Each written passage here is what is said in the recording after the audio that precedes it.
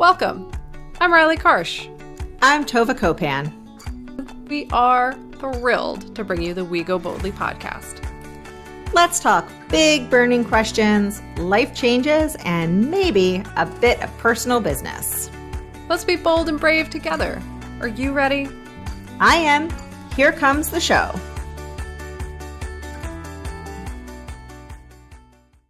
Hello, everyone, and welcome to We Go Boldly, the podcast. We are so excited to have you with us today. It's interview day, and interview day makes me personally very excited because I get to hear about other people's lives instead of my own. Before we dive into our interview subject, why don't I say hello to my incredible, fantastical co-host, Tova. How are you today, Tova? What's going on?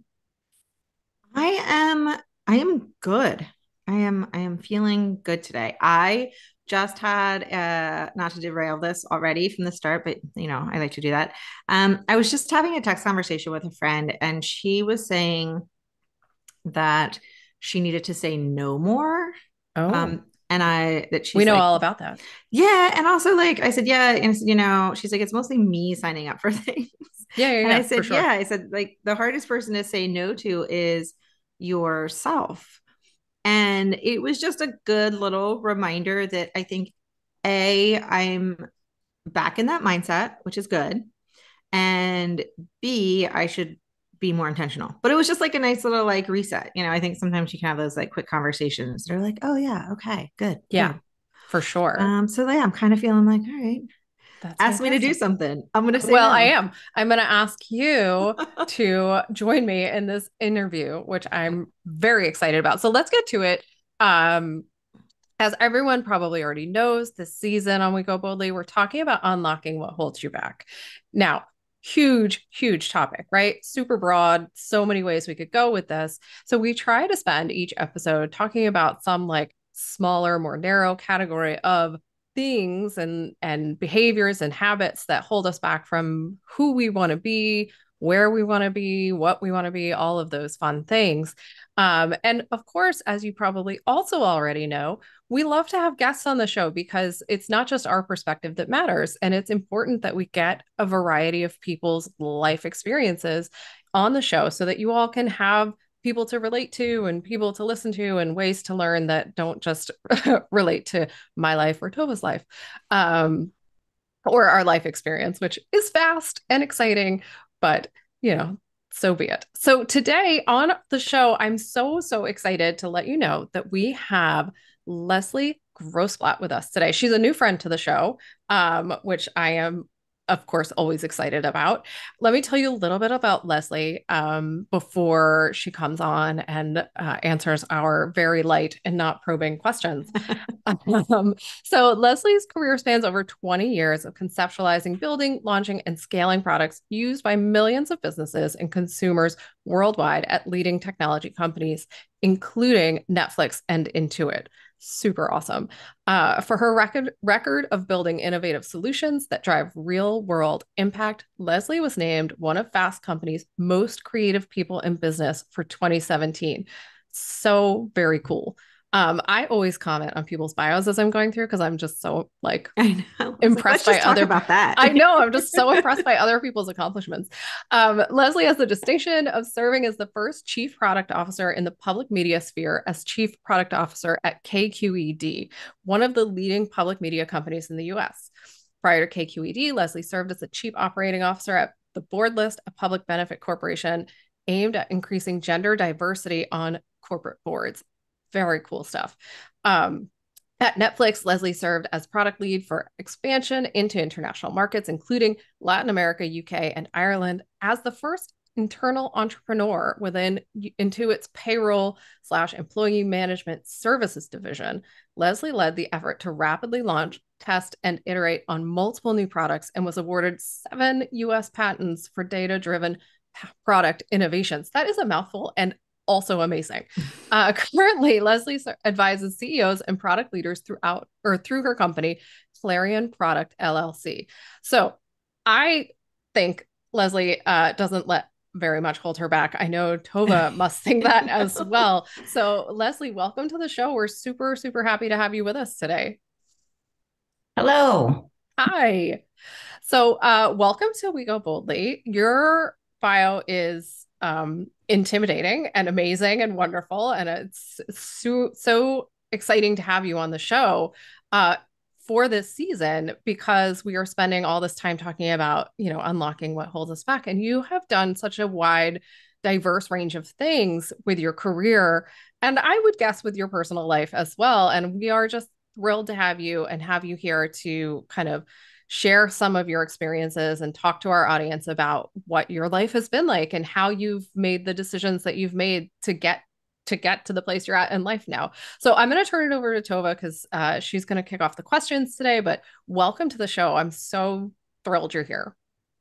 Thank you. Yeah. Yes, we are very excited. When we get somebody's bio, sometimes we pare it down or we cut it out a little Yeah. bit, and we're like, well, we can't cut anything from this bio. We have to No. share it all because it's all really interesting.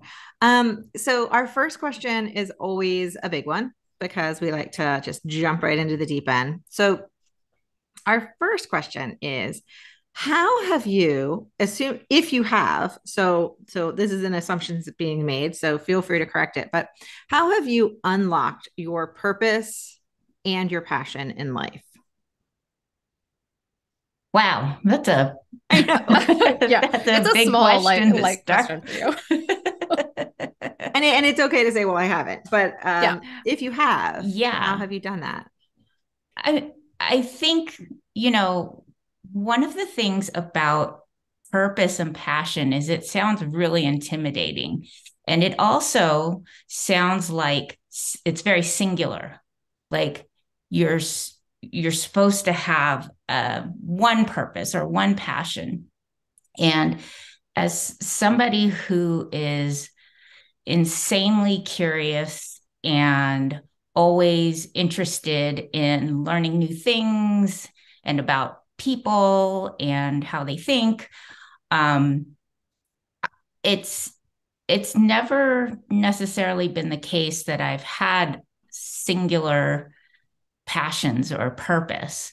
Um, and I think that where I am in life and where I've come so far, and really recognizing that it's a continuing process, is going to evolve over the span of my life. But where I am right now is, my what really motivates me and gets me excited is that curiosity, and always wanting to learn new things, and learn about new people.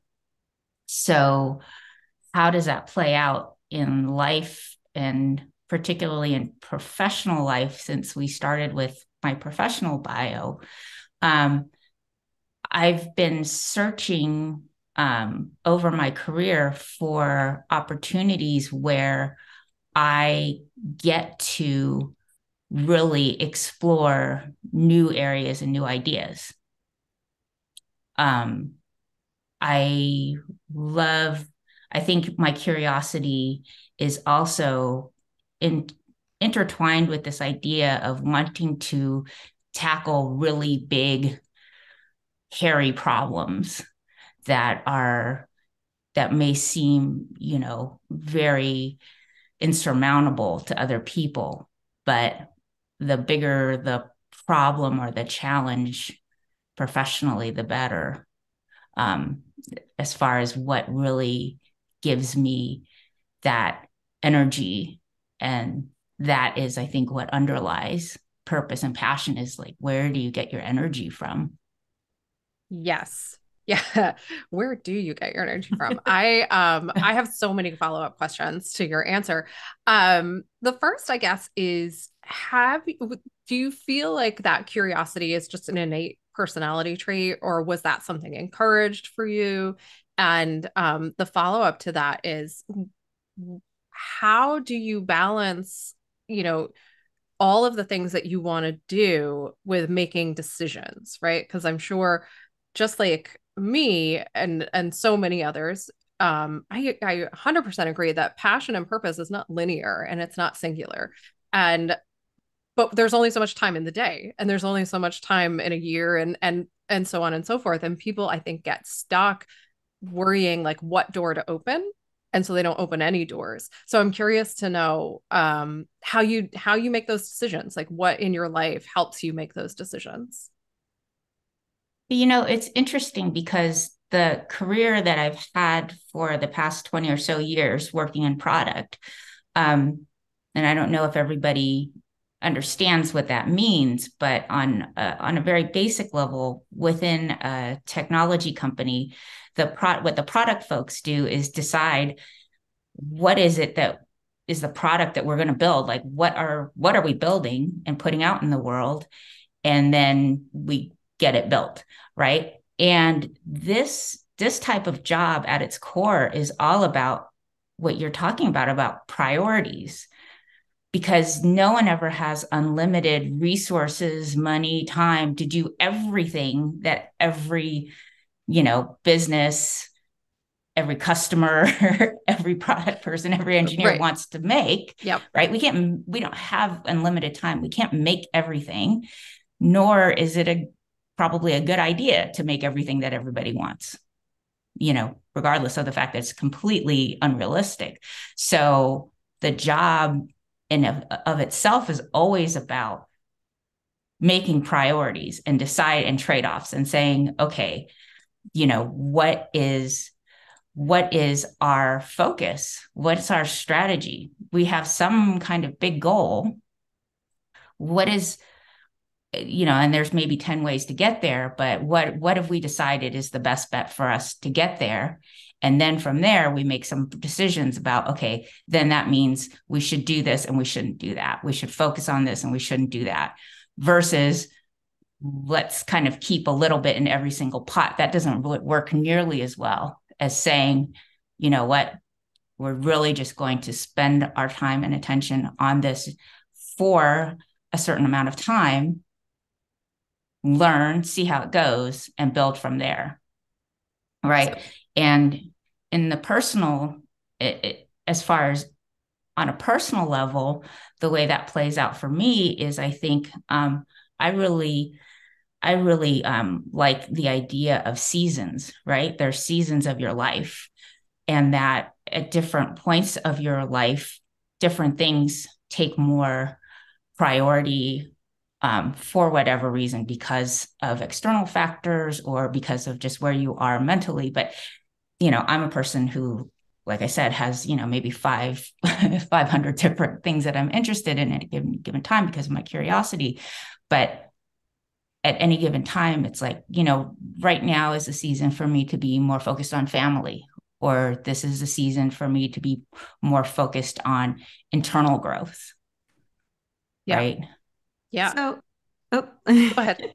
so my question is, so I am a curious person, but it has only been in my age, I guess, my years, that I was more willing to actually get off that linear like path to actually explore my curiosity.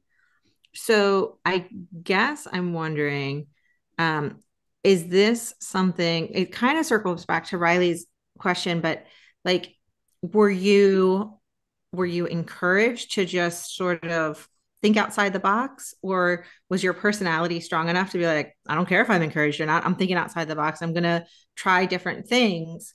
Or is that something that it's just sort of happened? Like, I guess what I'm wondering is, sometimes you see someone's resume and they're like, oh yeah, well I went there because this happened. And where you'll find somebody who says, well, I started with this job because that's what I thought I wanted to do, and then I just stayed at the company and now I'm doing this other job and it's totally fascinating. And like, was there beyond the desire just to expose yourself to a variety of things when you were younger and maybe less aware of the seasons of life, unless you're like my middle son who just has wisdom beyond his years, which you could have been. Like, what was your approach then when you were kind of starting out? Yeah. So I think I think Riley asked the question about, was I always this innately curious, or was that developed? Or, and thinking back in childhood, I think I was just always, the curiosity was always there. You know, I grew up in the 70s and 80s, and the prized possession in our home was a set of encyclopedias. And I would just pore over them all the time, reading about all kinds of random things, memorizing, you know, what were all the host cities of the Olympics of every, since they started, you know, but constantly something, like I would hear something, see something. And I also, you know, I don't want to kind of come off as I was this very bookish person. I was. And also I watched a ton of TV. I spent, 12 hours a day in the summers because I was home alone, didn't have a babysitter or camp or anything. Babysitting myself, watching TV, and reading a lot of books and encyclopedias. But whenever I would hear or see something, that was always constantly triggering another question, and then I would have this like, okay, well, so for example, the Olympics would be going on. And the first thing I would think is, I wonder, have they had the Olympics in this place before? Or, what countries have hosted the Olympics, which ones haven't? And it was like my mind was constantly following different rabbit trails, right? Just, I think, naturally. And, it's hard to imagine how other people's brains work on the inside. So I just assume everybody's like that, but maybe they're not. I don't know. I mean, I think everybody's like that. I want to invite you to watch movies with me, because I literally sit there with a laptop and I'm like, what was this person in before? Oh, is that true? Oh, yeah. I want to see if that's true. Is that what happens at the Right. city? Like, is that like, it is all, I just, I exactly love it. Like, I do that with movies a lot. I love movies, by the way. And I'll start thinking immediately, like, what was the inspiration for this story? Where did this come from? How much did it cost to make?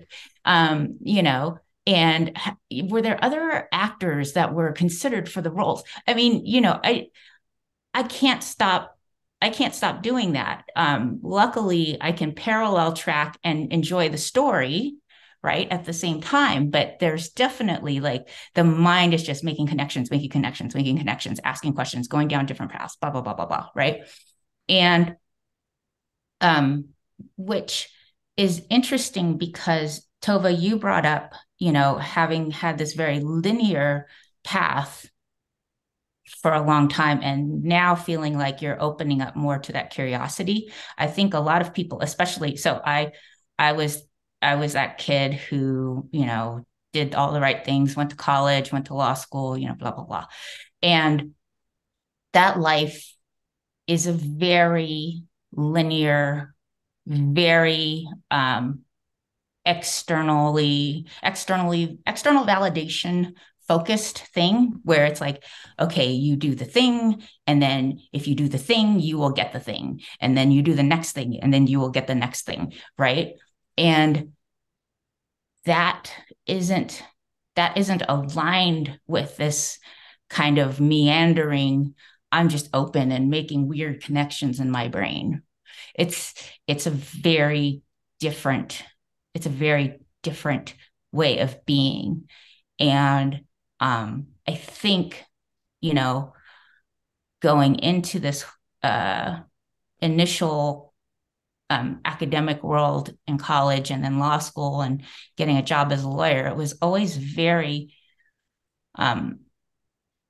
it never felt authentic to me, because it was like, okay, I'm doing all these things to get all of these other things that I don't necessarily care about.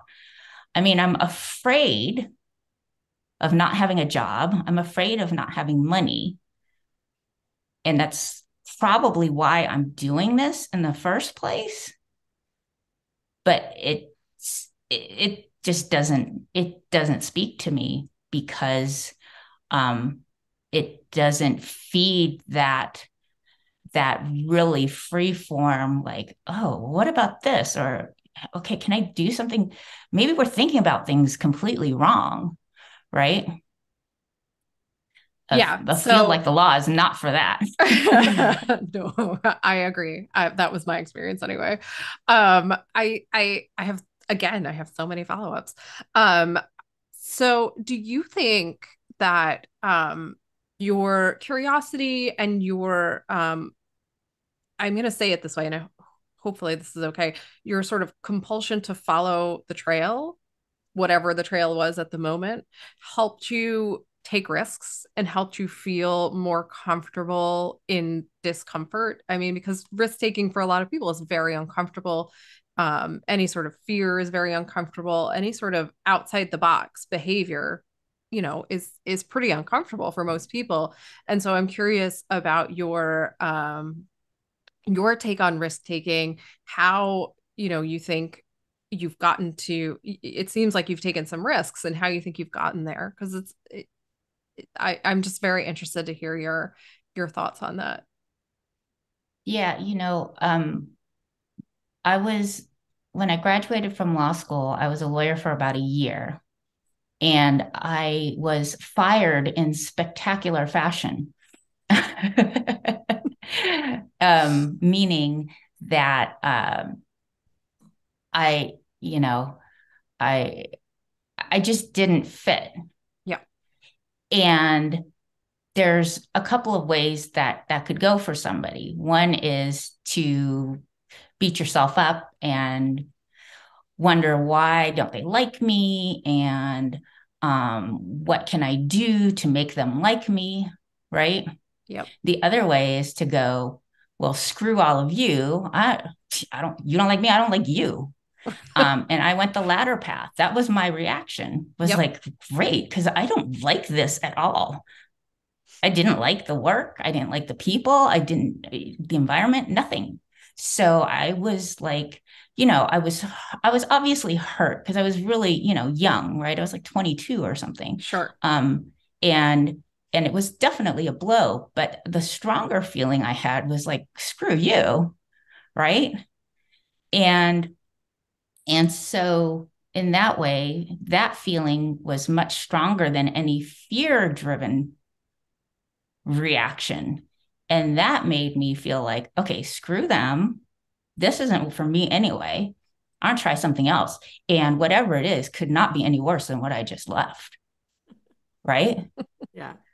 So I might as well just try and find something else to do. Um, the other thing is, and I didn't have words for it at the time, but looking back, I can see it now, was that, okay, that was, what did I learn from that? Right. I learned something. Like, it was a crappy experience, but I learned, one, I didn't like that kind of work. Two, I didn't want to do it. I didn't care about that kind of affirmation. And three, I don't really fit in. That, there's some places where I don't fit in, and that's okay. Yeah. There's some places I don't fit in. And then I thought, I didn't know yet that there would be places that I would fit in, but it was a good, there's definitely takeaways, right? And I think that's the most important thing, is when you have setbacks, when you have things that go south or go sideways, right, in ways that you weren't expecting or hoping for, is the important thing is to say, well, what did you learn from that, right? If only to say, okay, I'm going to avoid that in the future, right?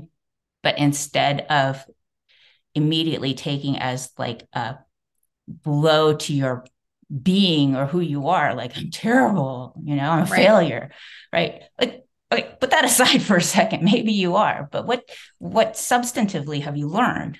Yeah. Right? So that the next time something is presenting you, you have some data, some information to start making a decision, and your next decision could be wrong too, but hopefully you're always learning and then being able to apply that learning to the next thing that comes up.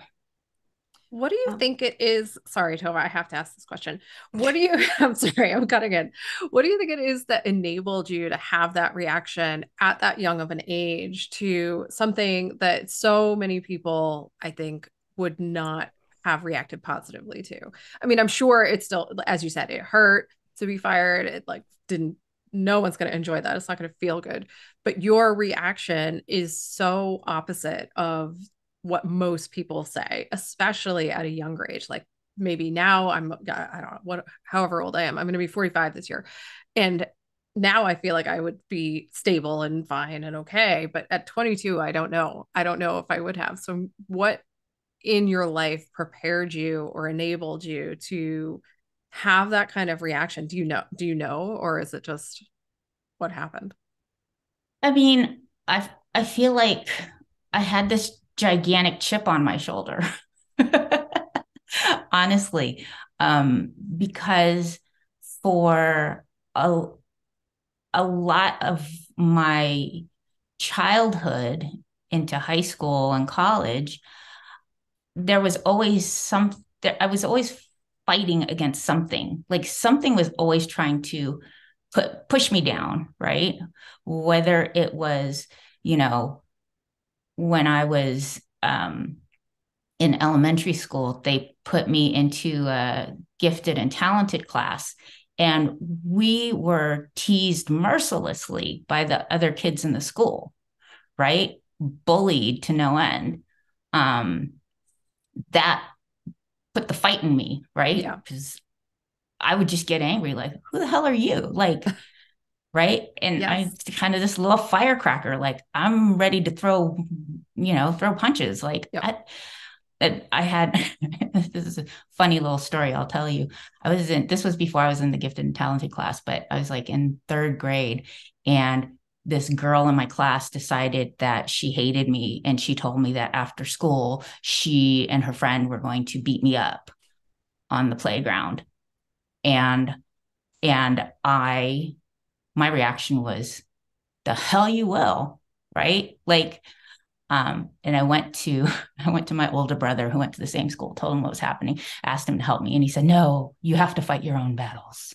You know, Such an older brother thing to say. right? Such an older brother thing to say.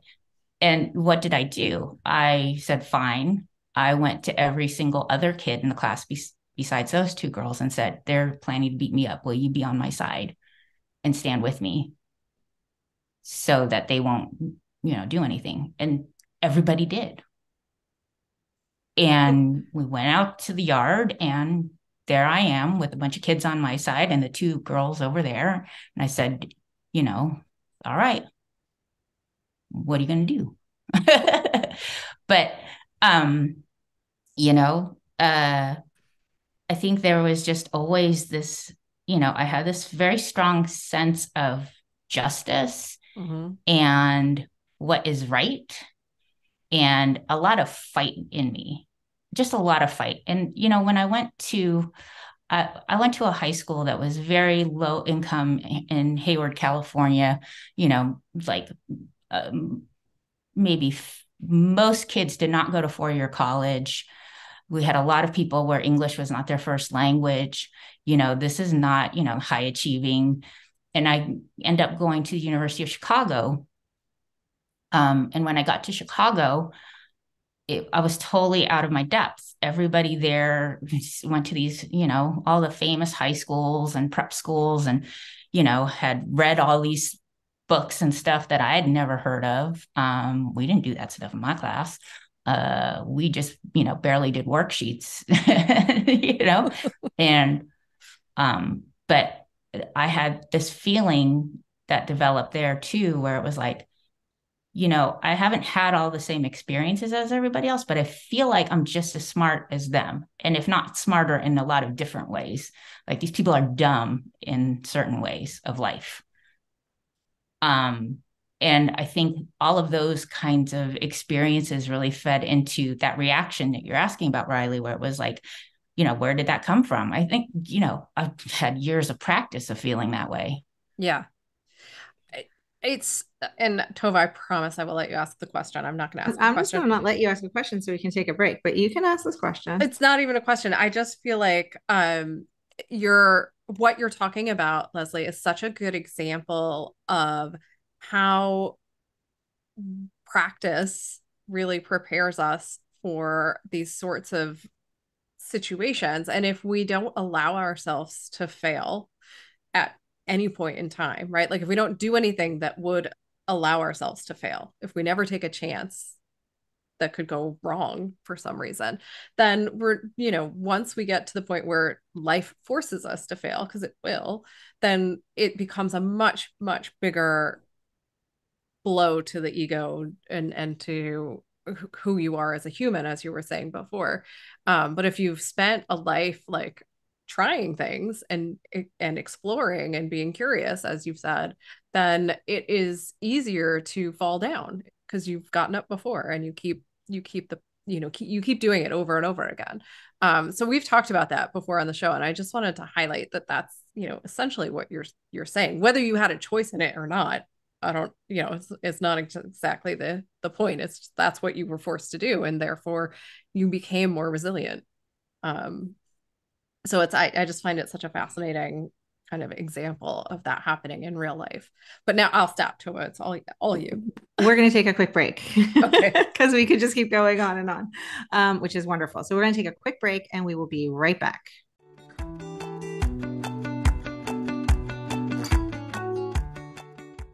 Hey, Tova, you know what I love? Coffee, definitions, uninterrupted reading time. Okay, all of those things are true, but I also love maps. As in Siri, take me to the beach. Yeah, also as in who am I really and who do I want to be? Yeah, I figured that's what you meant, but I also have the beach on my mind. So, well, we were talking about things we love, so that definitely makes sense. But the map I was thinking about is our Defining You course.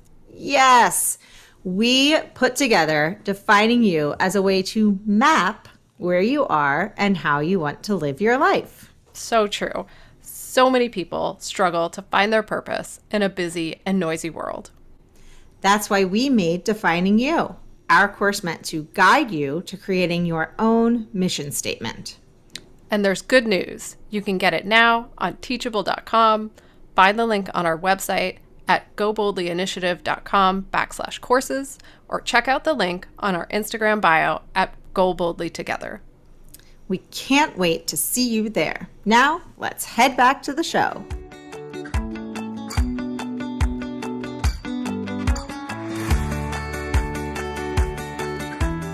Welcome back. I think that, Riley and I both probably have 87 follow-up questions, but I am going to skip down to one that I've been thinking about a lot because, like Riley was saying, you really do exhibit resiliency, right? And resilience because you're like, I'm going to try, fine, you're going to beat me up. I'm going to go somewhere else and have a bunch of kids behind me.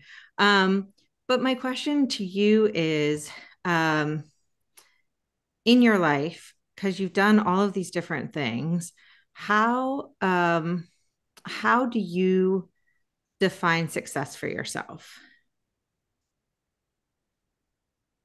I think success for me feels like I have learned something. I have grown in some way, right? And interestingly, we were talking about resiliency and, having had the opportunity to fail, right? Even in failure, quote unquote, there's success as far as I'm concerned, because I learned something. And like I say a lot, if I only learn that I don't want to do that again, that's a really important thing though, right? Yep. Because the worst thing is to just keep doing things that are going to make you miserable. And if you could only identify, okay, that wasn't great, this is why, and these are the elements of it that don't work for me, you can then, your path forward, while still really potentially broad, gets a little bit more focused, right? Because it's not like everything in the world. It's like, okay, narrow it down a little bit, right? Help me get closer and closer. So success feels like that process and that result of like getting more clarity, right?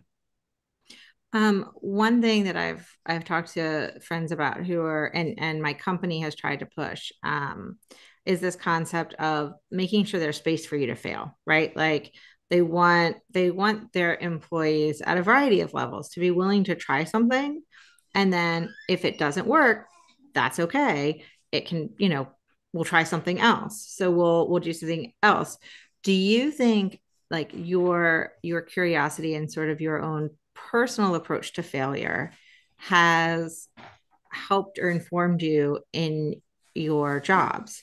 Because it sounds like that's really such a lot of people, even people who say they're okay with failure, aren't actually okay with failure and don't have the same approach. And so that is really something unique that you can bring to an organization. And looking at the variety of different jobs you have, I feel like that's something that would be helpful there. So is that something that you feel like you have brought to these different roles that are sort of unique, but also very similar to each other? Yeah. And I think, interestingly, my in my professional career in product, that has actually informed a lot of my vocabulary and thinking about failure, because there's a really influential book out there called The Lean Startup, and it's written for tech folk. But one of the foundational things about that book and that thinking is that the important thing is to realize you don't know what you don't know, set out to acquire that knowledge through experimentation. Whether you fail or succeed, the most important thing, next step, is figuring out learnings from that. Why did we fail? Why did we succeed? Right? So that it's not necessarily, and that's really the difference too in this kind of like this way of being that's really curiosity driven versus this like linear external validation thing, right? A lot of organizations and people are like, okay, success, failure is binary, right? I'm either a success or a failure. Right. And, quite frankly, we start kids on this the second they walk into school, when they start getting A's, and, you get an A or you get an F, or, B, C, or D, whatever. But we're like ranking and grading, and it's like you either succeeded or you didn't, right? Versus an environment where you would be driven by, okay, we're trying to accomplish something, right? We don't know what we don't know. We got to approach this sort of scientifically. Like, let's try some things. Let's run some experiments. And then whether it succeeds or fails, the most important thing is learning. Okay, what happened, right? Why did it fail? Why did it exceed? Why did it succeed? And, I was in a company where they didn't really have that kind of experimental mindset, where it really was like, we set these like numbers and we hit them. And so we're success, and great, yay. And everybody celebrates. Or we didn't hit the numbers, and oh, wah, wah, wah. Then there's a lot of like self-flagellating, like, why didn't we hit the numbers? Right. Right. But that culture is not learning driven, because a culture that is learning driven would take failure and success equally as like a good thing, right? Because if you got learnings from it, because it's like in my life, right? It's like the more I learn, at least I'm not going to do that again. Right? It's like helping clear the next step and make the next step a little bit more sensical, right? How do you think? Um, Oh, I'm sorry. I didn't mean to interrupt no, you. go I'm ahead. curious, but you started sort of down this path a little bit. I'm curious to know how you think this, or how this sort of philosophy and outlook on your professional life plays out in your personal life, or does it? I mean, is this something, I guess, is this like a universal characteristic that you are carrying with you, or is it more just your professional world? How does that play out? You know, it's it's I don't think it's as disciplined, right? As rigorous Yep. in my personal life where I'm stopping and saying, oh, okay, what are the learnings? But I feel like even with my kids, right? It's a really important thing, important practice to do with them and to help them with is, okay, if something didn't work out, like, okay, well, what did we learn from that? What should we do differently next time? Or if something did go well, like, oh, what do you, what do you attribute that to? Like, this is a small example, but my older kid started high school this year, does this online high school after having been homeschooled for a few years, completely out of the academic environment for a few years, and then jumped into a very academic high school. And um, it, I think we do a check-in like once a week where I, go over with him like, okay, here's what you're supposed to get done this week in school. And we set some goals, like, sometimes his goals are something like, I'll say, what's your goal? And he'll say, meow. But sometimes it's something real like, get all my homework done before Sunday. So I have a day free. Right. But we set the goals, and then it's a really important practice that we kind of look back at the last week and say, well, how'd it go? You set some goals, and how'd it go? And what do you think went right? What do you think could have been better? Can change, but in a very informal way. I mean, it kind of Yeah. sounds like a work meeting, but it's not. It's us sitting on the couch, just kind of, just chatting and talking it through. But I think it's really important with them. They're 14 and 12, to help them, have that mindset of, you know, success or failure, whatever. No, the most important thing is, are you getting closer to where you want to be? If you are, why? If you aren't, why not? Right. Right. And to stop attaching judgment to the outcome, right? Like, just Mm-hmm. because somebody else might term something a success or a failure doesn't mean that's actually what it is. And that's a subjective judgment that gets applied to whatever has taken place. And I love the Right. idea of being able to, and I try to do this with my kids. They're younger, so they're not as willing to listen yet.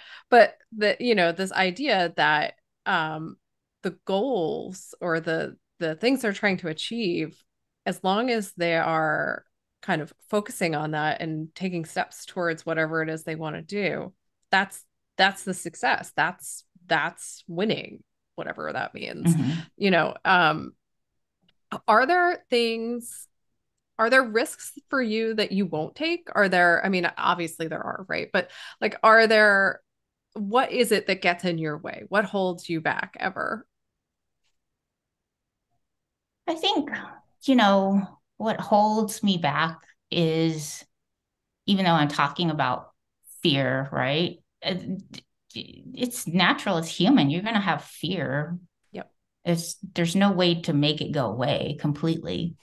Um, so what holds me back is, fear of, am I, if I do this, am I going to cut off a potential, for something else? So, for example, I stopped working full time 2 years ago, and that was a big change.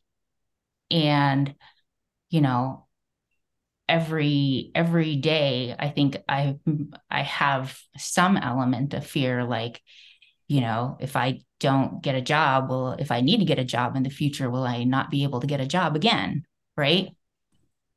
So that's a constant fear. However, I also have that kind of fighter survivor mentality from from all the way when I was a little kid that says, Yeah. you know what, whatever happens, I've fought and I've survived and I've figured something out. There's no reason to think I can't figure it out when and if and when I need to, right? And that, but there's a constant conversation, right? I don't want anyone to think like I'm just sitting around constantly like positive, like you can do it, that you Yes. can do it is usually in response to a conversation with myself of like, oh, I'm so scared. And, Right. um, and so that's like kind of the anxious voice talking. I'm scared. I have fear. I'm scared. And then the other side of me steps in and asks questions like, well, what are you afraid of? I'm afraid I'm not going to be able to get a job. Okay. So you've been fired from multiple jobs in your life, laid off, fired. You haven't lived until you've been shit canned is my philosophy. But you always figured something out. Yes, that's true. But what if like, oh, but why would it change? Do you have any reason to think it would change? No, I mean, I guess I don't. Right. So it's like a constant internal dialogue. Yeah. Yes. And so everyone else who's listening, everyone is human and everyone goes through these things. I think we tend to think of ourselves as, in a silo, and we're the only person who's ever experienced something or had these negative thoughts. Everybody else, we compare ourselves in ways that are unreasonable. And which is why I asked the question, because I made an assumption about the answer. But it's important for people to recognize that it is a process. It's an ongoing process of fear release. And everyone has different ways of doing that, but I really appreciate you sharing yours, because I think it's important for people to hear. Yeah, I think people look at like your resume, or look at like, I think, and people make so many assumptions like, oh, well, she doesn't have the fear, or of course she's going to land somewhere great. Of course it's going to work out. I think that we give other people a much much wider margin for error and for failure, and also see all these great things that they do when we see the other side of things, where we're like, well, yeah, that was a good job, but then like I got laid off, or I didn't really like it, and on the outside it's so easy to just see everything as looking great. And so like we definitely appreciate you sharing that. I'm wondering, so it sounds like you have a healthy conversation with fear on a fairly regular basis, where you just kind of tell it to like walk away. It's fine. I heard you. You can walk away now. um, but is there anything that so I guess what I say it that way, because it doesn't sound like fear is a huge influence. It is there. It is present. It takes up some time every day, but it's not holding you back necessarily. But is there anything that you would do if there was absolutely no chance of failure, that like you were going to be whatever your definition of success is, and you're going to learn from it? Like it's just going to be like gangbusters. Is there anything that you would do in your life that you haven't done yet? I mean, I feel like I do that now. Like there isn't, honestly. So for example, I had always wanted to write a screenplay for a long time. And I never thought of it like I was actually ever going to do it. Just like, ooh, that would be cool. And then maybe about 8 years ago or so, I volunteered with this group that went into public schools and taught fifth graders how to write these short screenplays. And that was really, it started to, kind of scratch that itch a little bit, because it's like, oh, wow, like I'm kind of learning along with the fifth graders what it is to write a screenplay. And that's cool. Um, and, uh, and that kind of stayed dormant. I, volunteered with them for a few years. And then, as I said, I stopped working full time like 2 years ago. And after I was out of the full time work world for a while, I pulled it off the shelf. Like, you know what? Because I happened to see an advertisement for a short screenplay contest, and I had no intention of like winning a contest or anything, but I was like, that could be a good way to like actually do it. Like, I've been thinking about it and thinking about it for a long time. Maybe I should just do it. And that would be a good forcing function. You know what? I'll just do it. Right? What's the commitment? It's like $50 to enter and like, a couple of days. I have some time on my hands since I'm not working full time, but let me just do it. Right. And so I kind of approach anything that comes up like that, right? Is there something that I haven't tried that I want to try? No, because if I want to try it, I've tried it in some small way, right? And it's that same thing about like, you don't know what you don't know. Go out, try some things, learn from that, and then have that inform like your next step. Do you do more of that? Do you stop doing that? Do you do something different? Right. But the trick is always taking like small steps. Because it could have been like, I want to write a screenplay. Okay, I'm going to, apply for some kind of, film school, and I'm going to, move to LA, and, it's no. Start like one small thing, one thing you need to learn in order to move to the next step, which is, can I write 5 pages? If I can, that's something, and then kind of grow from there. It's so important that anyone listening hears what you just said, because so many of us, particularly like high quote high functioning professional women, think that you have to be perfect before you begin, or that you have to be the best at everything before you start doing it. And I'm guilty of that. I've spent plenty of my life feeling that way. And the reality is that what you're saying is the route to, I don't know, I don't want to say success, but the route to getting the ball rolling, to taking the steps, to seeing if you even want to be doing it. I wish I had done something like that for law school, right? Like where I could have just tried it, because I would have said, oh, this is not for me. I hated law school, hated it. And I spent 3 years and so much money on law school. And if I had been able to just go and take a class, or I mean, I probably was able, but if I had like had that thought, then I would Right. have realized this is not the right move for me. It would have saved me money, time, stress, anxiety, all the things. And on the flip side, if there are other things I had tried and been like, oh, this is great. I love this. This is it.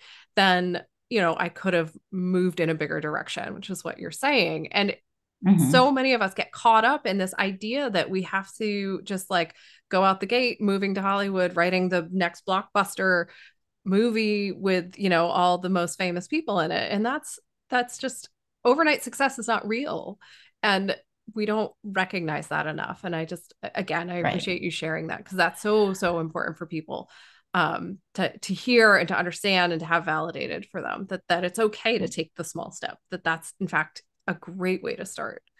Um, Right. And what you're talking about as far as your experience with law school, right?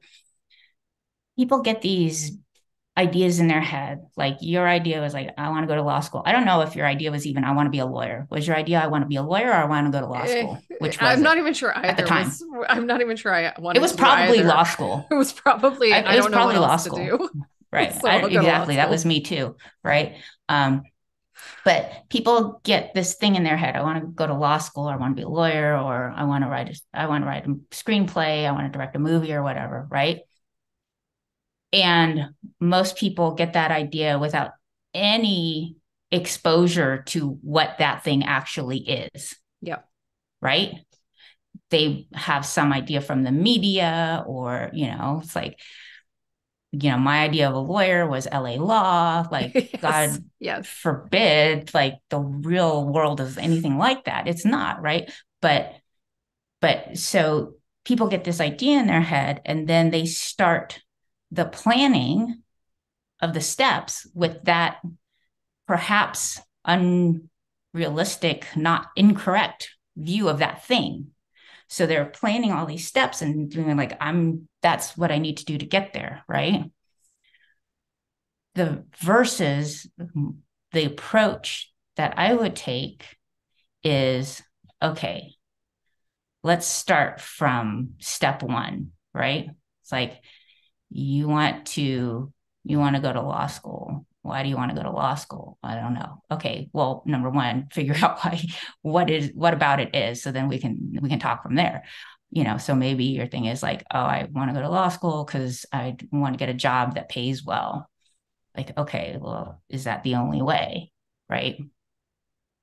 Is there, and if it turns out like, no, I really like doing the kinds of things that lawyers do, like, okay, what do you know about that? Have you ever actually sat in a courtroom or in a law office, shadowed a lawyer, see what they actually do all day, right? Yep. Have you ever, if your goal is, I want to go to law school, have you ever at least sat in a class? I applied to law school. I never visited a law school. Yeah. Same. I'd been in a I didn't courtroom, do any but of I'd that never stuff. been, but I'd never been to a school. I'd never been in a courtroom. I didn't know any lawyers. I'd never seen what lawyers do. I knew LA law, and I knew like cop shows, Yep. of like, I knew that lawyers made a lot of money, I think, which turned out to not be true. Right? Yep. Yeah. Well, all the wrong things. Yeah. I'm just sitting over here laughing because I did intern with a lawyer before law school. But you loved law school. I loved law school. I hated the internship. It was a horrible summer. Right. But I said, oh, well, that's different because it's not. But I still, at the time of law school, there's lots of jobs that I could have looked at and taken my legal education and not gone to being a lawyer. And yet I like interned for a lawyer and I was like, that must be an aberration. And then I did a summer associate and I was like, no, that's an aberration too. Right. I'm sure I'll actually like being a lawyer. And then I was like, oh no, I don't. But I will say, I loved law school. I don't know though, like what I probably should have been like, I think you just like going to school and perhaps academia is a place for you. Right. So that would have been the thing. Like, okay, yep. You did this internship before you went to law school. You hated it. The takeaway would have been, okay, this kind of what this lawyer does, that is uninteresting to me. And I don't like that. And I don't like this environment and blah, blah, blah, blah, blah. So then the question should have been like, okay, do I really want to be a lawyer? Right. Well, it's like, you had in your mind, you were going to be a lawyer and you were going to go to law school and you interned with this lawyer. But the step that could have been different, right, is to have stopped for a second and said, this lawyering thing, it's like, okay, what well, I think also, sometimes it's, and we have taken up so much of your time and we need to take a break and come back with like our quick responses. But I do want to say, I think sometimes we ask ourselves the wrong questions. So like one thing and we've talked about purpose and passion, but I think another really important question is like, and it's something that I've encouraged my kids to think about, even though they're like 7, 9, and 11, and I've been doing it since they were like 4, and they're like, why are you asking me this? But is like, how do you want to spend your day? Because I love the law and talking about the law and thinking about the law, but cannot sit at a desk all day long. And so many legal jobs have you sitting at a desk all day long. And in my head, I was sort of at this like rundown office, probably doing like public defense work or like fighting in legal services, but I didn't do all the math. And I was like, oh no, law school costs money. I can't take, like, there were just so many questions that I just didn't ask as part of the analysis. And I think that's something, and we've been talking about that more and more when we talk about like making calculated risks. I think that we need as people, as women, as people, as humans, to ask, not to do outside of the box things, but ask outside of the box questions. Like, how do you want to spend your day? Do you want to be sitting at a desk all day? Do you want to be up on your feet? Do you want to, like, what do you want that to look like? It turns out I have like massive anxiety to sit in an office with my boss like right next door. I work much better when they're in a different state. And so I think there's just, it's interesting. We could talk about this all day long, because you're fascinating and I love it all. And I'm trying to figure out how to bottle up your firecrackerness and give it to my kids to make sure they have that same attitude. But Riley, unless you have more you want to say, we can take a quick break. Yep. And we'll come back with our bold questions as we wrap up.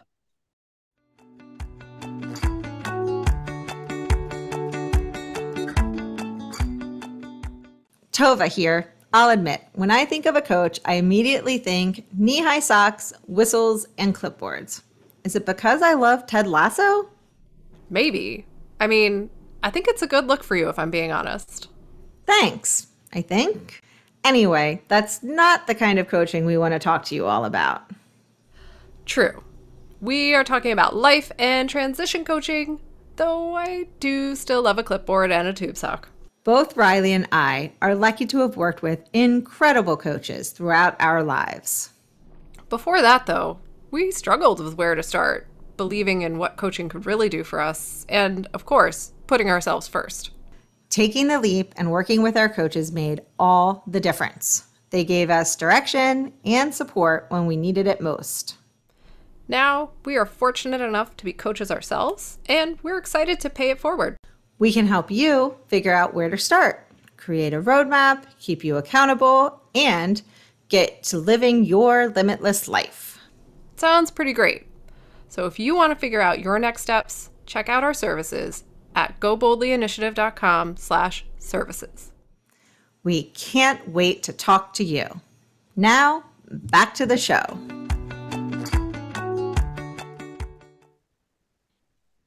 All right, so welcome back, everyone. We are going to end with our 5 bold questions. And these are quick answers. It doesn't have to be one word, but just, short answers. And we will not do any follow-ups, despite always wanting to do lots of follow-ups to these questions. So Lesley, are you ready? Okay. Okay. I hope so. They promise these are actually pretty much the easiest questions of the day. So the first question, what is on your nightstand? A lamp, my Apple Watch charger, and that's it. All right. Question number 2. Who's at the top of your playlist right now? Depeche Mode, always. Love it. Nice. Next question. What is one thing that you haven't done yet that you always wanted to do?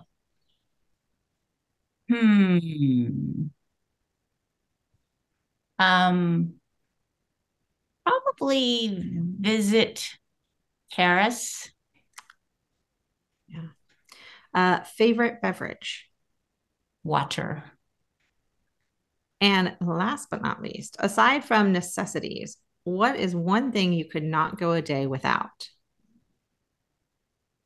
I could not go a day without some kind of physical activity.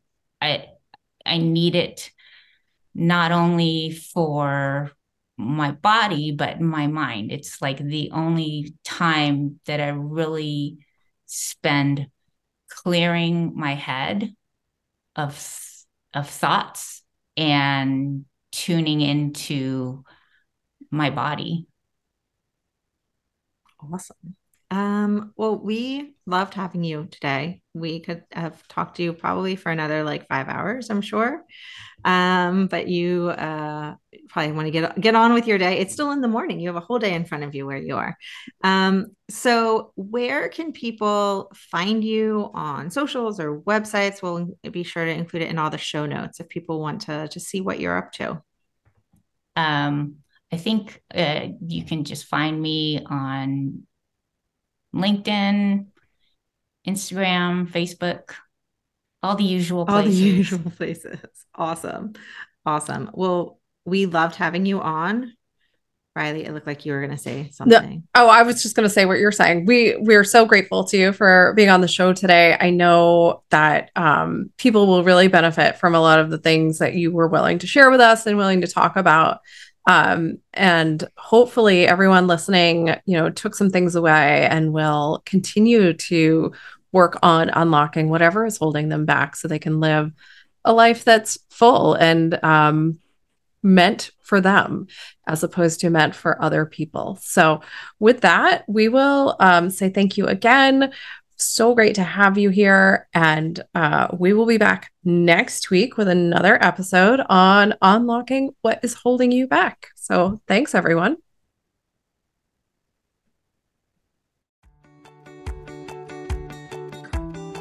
Thanks so much for listening to We Go Boldly podcast. We know you're busy and we love spending time with you. If you enjoyed this week's episode, let us know. Head to Apple Podcasts right now to rate and review our show. While you're there, be sure to click that subscribe button. Want more us time? Follow us on all the socials at Go Boldly Together. Want even more us time? As in all the coaching pizzazz. Find us at goboldlyinitiative.com for all the info. We will be back with more excitement, research, and deep thoughts next week. Until then, keep on being the bold, brave, amazing people we know you already are.